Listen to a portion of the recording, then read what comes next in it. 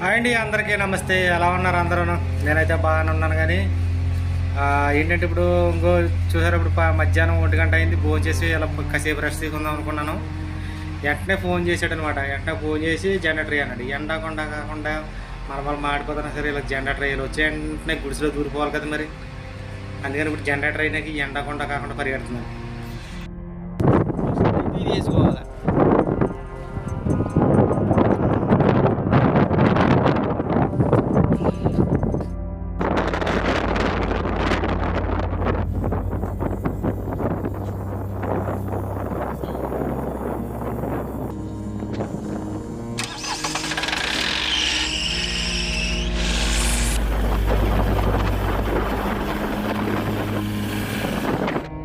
Full video కావాలంటే play button నొక్కండి.